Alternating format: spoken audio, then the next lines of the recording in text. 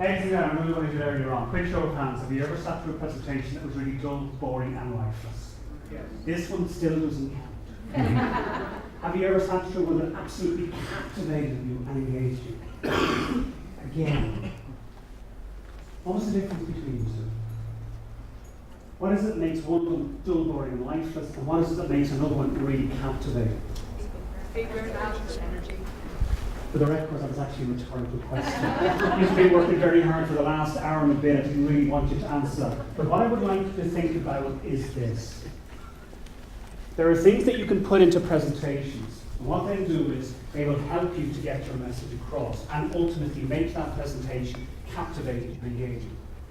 And equally, you can put things into presentations, and some of you may be using these, and they will hinder getting your message across, and they will cause your audience to lose interest.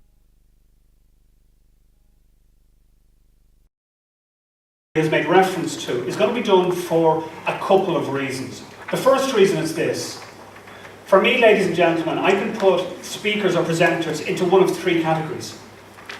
At this end of the scale, you have speakers who are relatively new to it, nervous about doing it, haven't necessarily learned the skills yet, and the choice that you have is either accept that that's the level you're going to operate at, or set about doing something about it.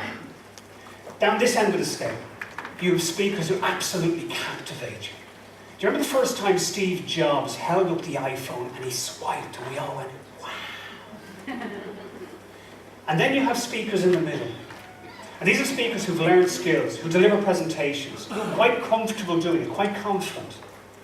And if they gave a presentation and you sat and you looked and went, how did it go? They'd say to you, oh, Eric, oh, he was brilliant. And if you asked their audience how the same presentation went, they'd go, oh, Eric, I fell asleep. I got bored and I switched off. The second reason that we're going to do what we do is this. During that little bit of a break, there were sheets of A4 paper put onto every seat. Does everybody have a sheet of A4 paper? Yes? Can I ask you to take them out? I'm going to give you a very quick set of instructions. You won't need a pen. And while I'm giving you these instructions, you will be tempted to ask questions. Please resist that temptation. So, has everybody got a sheet of paper? Yes? Okay, all I'm going to ask you to do is just follow my instructions. First of all, please hold the piece of paper in both hands. Please close your eyes. I promised not to sneak out of the room. So, everybody with their eyes closed, please fold the piece of paper in half. And tear off the right-hand corner.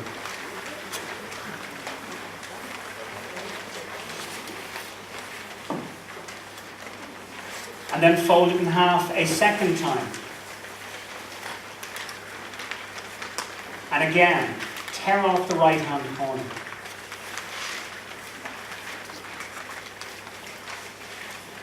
And fold it in half a third time.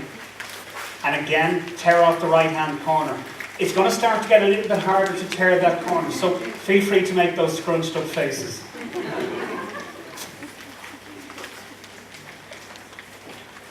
And fold it in half a fourth time. And again, tear off the right-hand corner. And for those of you who are currently thinking, do I have permission to use my teeth? The answer is yes.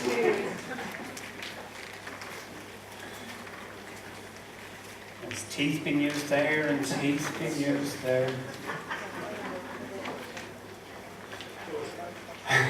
Has everybody got that done? Yes? Or nearly there? Right, open your eyes.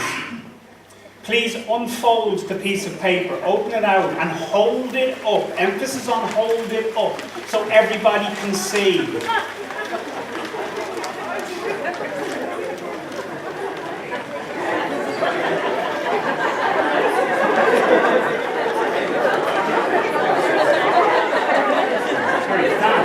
I haven't seen that before. I'm not even sure what that is. That's a first as well. Here, ladies and gentlemen, here's my question. Given that everybody had exactly the same instructions, how come we've ended up with so many different answers? Sorry, hold on a second. Hold on. Say that again, please. So what you're actually saying is, Eric, it's your fault. Yeah. There are two reasons why we've ended up with so many different results. That is usually the second reason, not the first reason. But you're right, my instructions weren't clear enough. And the person who said, because every piece of information we received is open to interpretation, is perfectly correct as well. Now let me ask you something. What do you speak about? What do you deliver your presentations about? If it's something that's a little bit more complex, if it's something that's a little bit more detailed, if it's a specialist subject that you deliver to people who are not from your industry, is it possible they won't actually get the message you want them to get? So here's what I would ask you to consider for the next couple of minutes. 3 points on this stage. This point here represents 9:20 this morning. Do you remember when you took out that notebook and you wrote down your original 1-minute message? This point here represents the 1-minute message you crafted this afternoon. What I would ask you to consider, irrespective of what Jerry's going to talk about later on, is this.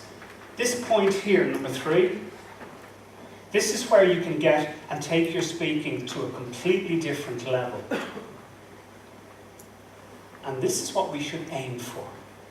If nothing else, if you decide to walk away from here today and you have this brand new 1-minute message and you set it here, fantastic.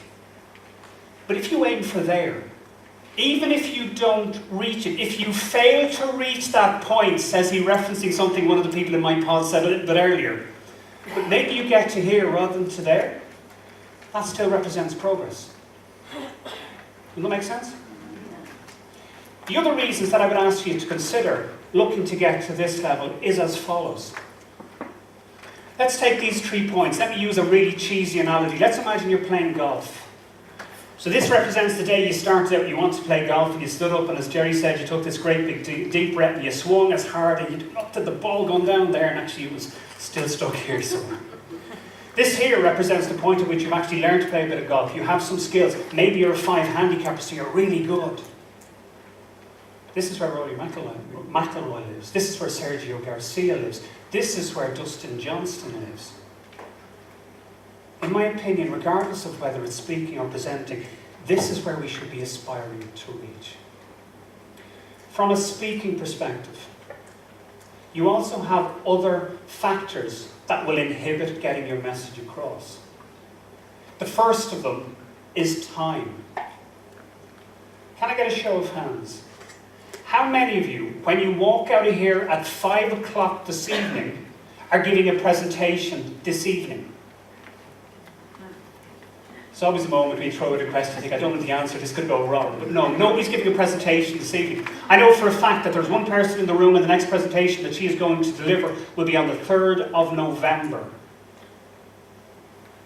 So how do we make sure that the message that we share today will be remembered on the 3rd of November? How do you make sure that the message delivered today will be remembered tomorrow, next week, or the week after? There's an old adage, ladies and gentlemen. It says that by this time tomorrow, every single one of you here will have forgotten 50% of what you learned here today. By Monday, you'd have forgotten another 50% of what you learned here today. By Tuesday, some of you will swear you weren't in the room this afternoon. So the challenge that we have is how, when the words that we are going to use will be forgotten, do we make sure that our message is remembered? At this level here, you can learn how to craft a message so that a day, a week, or a month later, it is easy to remember. At this level here, you learn how to craft a message so that it is very easy to understand. At this level here, you learn how to craft a message so that it is really easy to remember. Really easy to keep your audience engaged. Let me give you one very, very quick technique. You 4 people here, come up here for one moment. I'm paying you, yes, I'm paying you back for telling me that it was my fault that the instructions weren't clear enough. Please indulge me. I haven't done this for a while, but I've always wanted to say this. Pick a card, any card. Don't let anybody see what's on the card.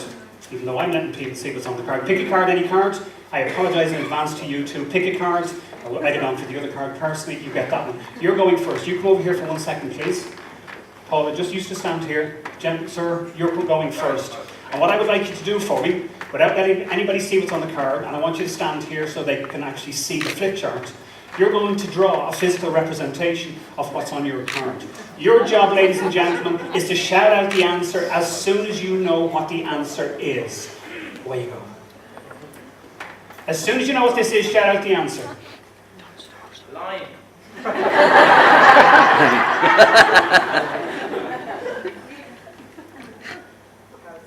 House. Triangle. Make it a toughie. Let's make it a toughie. No, your job is to get across the line quicker. Shape. Car. How'd you go? Bicycle, thanks be to God. That usually works much quicker. Like, no pressure. Don't let me down here, right? Again, as soon as you know what this is, please shout out the answer.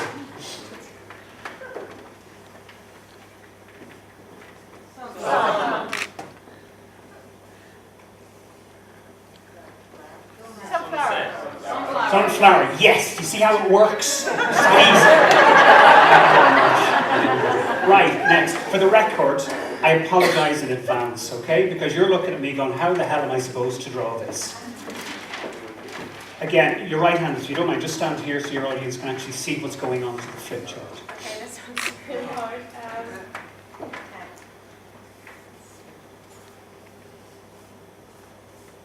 Caution.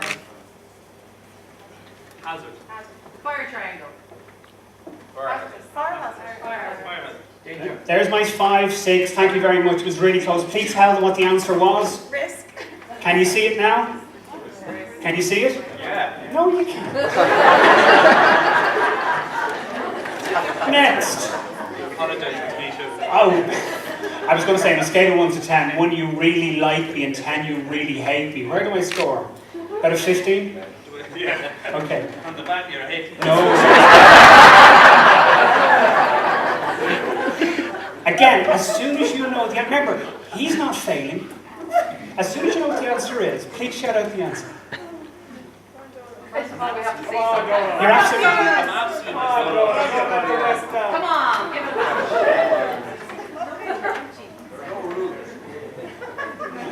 Vacuum. Here we go. Music. Song. Car. Football. There's my 5, and he was doing really well, but I'm a horrible person up here right now. Tell me what the answer was. Strategy. Can you see it now? No, you can't. Right. Do me a favour, please. Give them a huge round of applause.